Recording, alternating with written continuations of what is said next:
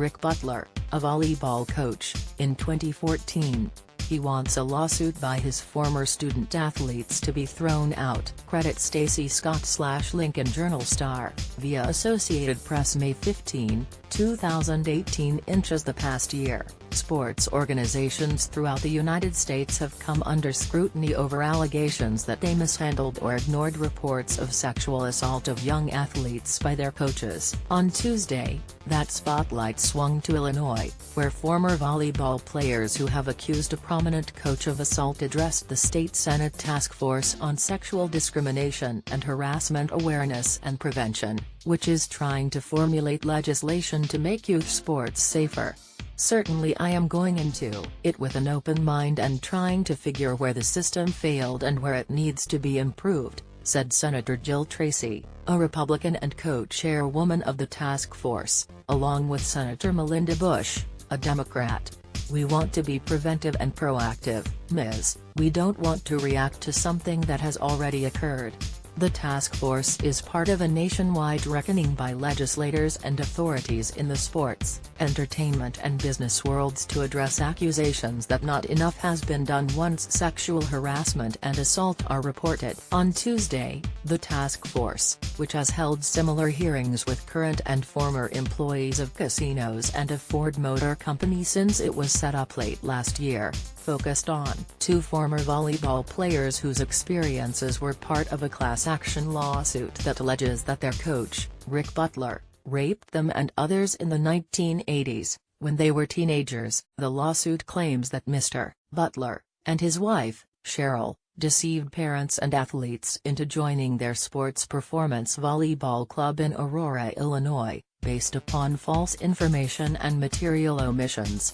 It was filed in February by Laura Mullen, the mother of an athlete who trained at the club in 2012. Sarah Powers Barnhard and Julie Bremner Romias, who trained with Mr. Butler, told the task force they were raped and assaulted during trips to competitions, on a train, in a hotel and elsewhere. They said they were overcome by shame, did not know where they could turn to report the abuse and were discouraged from doing so by officials. Ms. Powers Barnhard said she and Ms. Romias finally went to USA Volleyball with their allegations when they were in their 20s. "We felt that we were going to make a difference," she said, "when they let him back in. Nobody told us." Mr. Butler, who has never been charged with a crime, continued to coach even though USA Volleyball, the sport's national governing body, barred him in 1995 over the allegations. The organization partly lifted the ban in 2000, and he returned to coaching.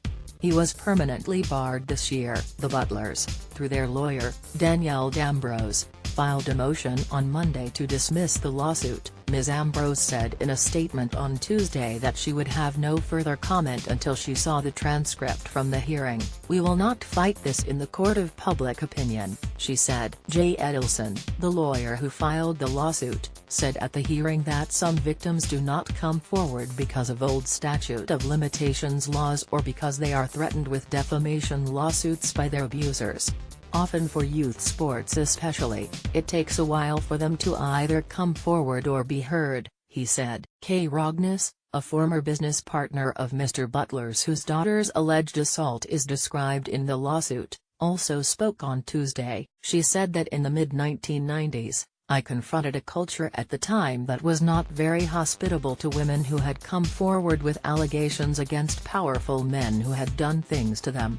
The three women and Mr. Edelson suggested extending the statute of limitations, requiring clubs to report any sexual abuse allegations, and setting up a database so clubs know if a coach has been kicked out of the sport because of sexual abuse. "Mr. Butler is still coaching and shows up at volleyball events," said Ms. Powers Barnhard, who now runs her own club. "He buys a spectator pass and goes into the tournaments," she said. "He has been barred as a coach from events held by USA Volleyball, the Junior Volleyball Association and the Amateur Athletic Union, but there is nothing to stop him from purchasing a ticket as a spectator and attending. He has never been legally charged," said the executive director of the Junior Volleyball Association, Jennifer Hahn. The hearing is the latest effort by legislators and the authorities to try to deal with the damage that sexual abuse scandals have caused in a range of sports, at both the collegiate and the professional level. The most high-profile case so far has plagued the gymnastics world. A former Olympics team and Michigan State University doctor, Lawrence G. Nassar, is serving multiple prison terms for the sexual abuse of more than 160 young athletes. Read about the Nassar case here.